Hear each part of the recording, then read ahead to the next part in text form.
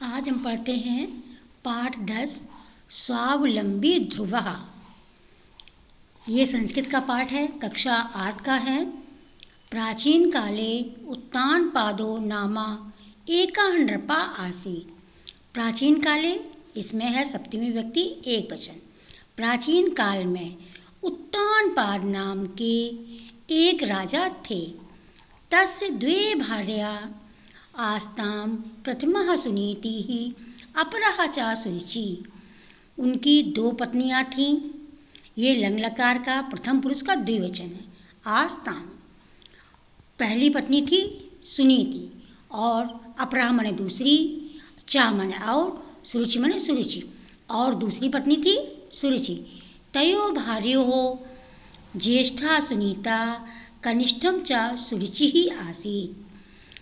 उन दोनों पत्नियों में बड़ी पत्नी थी सुनीता और छोटी सुरुचि थी। कनिष्ठाम सुरुचिम प्रति राज्ञः अति स्नेहम आसीत्। छोटी सुरुचि के प्रति राजा का अत्यधिक स्नेह था। अनेन प्रकारेण सुरुचे पुत्र उत्तमः प्रियतरः आसीत्। इस प्रकार से सुरुचि का पुत्र उत्तम अधिक प्रिय था, किंतु सुनीतेः पुत्रः ध्रुवः तस्य उत्तानपादस्य न तथा स्नेह भाज्यम्। किंतु सुनीता का पुत्र ध्रुव उस उत्तानपाद के स्नेह का पात्र नहीं था। एकदा उत्तानपादः सिंहासने उपविष्टः आसीत्। एक बार उत्तानपाद सिंहासन पर बैठे थे। तस् अंगिके उत्तमः आसीन आसीत्। तस् उनकी अंगिके माने गोद में उत्तम बैठा था। तब अवलोक्य ध्रुवो अपि पितुः अंगिके उत्तमः आरूढ़म्। उनको देखकर ध्रुव भी पिता की गोद में उत्तम के चढ़ने लगा।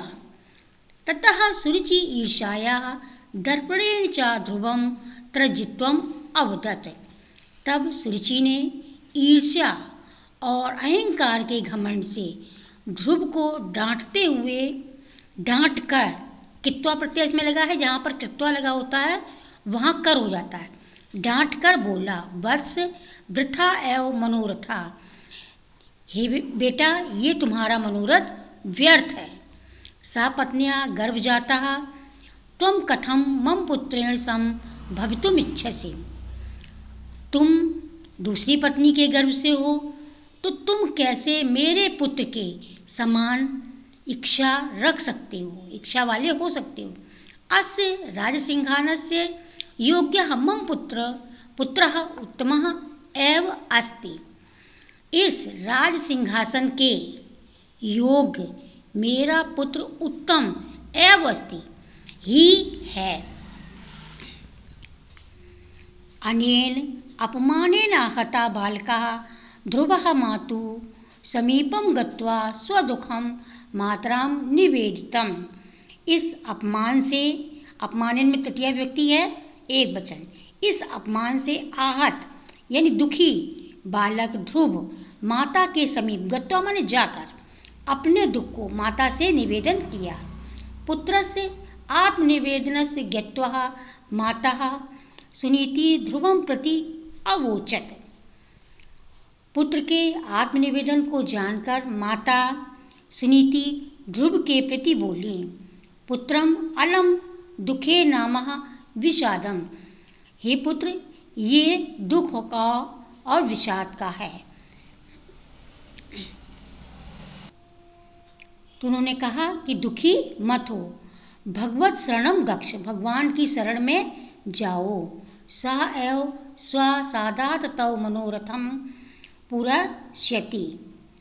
वह ही, उनकी कृपा से ही तुम्हारे मनोरथ पूर्ण होंगे। ये भविष्यति काल यानी रट लकार। मातुः आज्ञां प्राप्य ध्रुवं मधुनामकं महावनम अगच्छत्। माता की आज्ञा प्राप्त कर ध्रुव मधु नामक महावन में गए। सप्तऋषीणां परामर्शात् ओम नमो भगवते वासुदेवाय इति उच्चरत महातपम कृतवान। सप्तऋषियों के परामर्श से ओम नमो भगवते वासुदेवाय इस उच्चारण करते हुए महामंत्र को किया। तपसा प्रभावेण प्रसन्ना भगवाना चक्रधरा विष्णु बालकस्य ध्रुवस्य समीपम गतवान ध्रुवाय दर्शनाय च दत्तवान। तप के प्रभाव से, यहाँ भी प्रभाव तृतीया व्यक्ति है, तप के प्रभाव से प्रसन्न भगवान चक्रधर यानी चक्र को धारण करने वाले विष्णु बालक ध्रुव के समीप गए। ध्रुवाय दर्शनम च दत्तवान और ध्रुव को दर्शन दिए। भगवता प्रसादेन ध्रुवा उत्तमोत्तमः पदम अलभवत। भगवान की कृपा से ही ध्रुव ने सर्वोत्तम पद प्राप्त किया।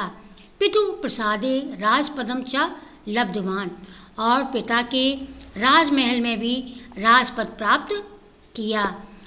मरणांतरम चहसा आकाशे उत्तर दिशाया सप्तर्षि मंडलस्य समीपे ध्रुव तारा रूपेण स्थिरो अभवत। मरने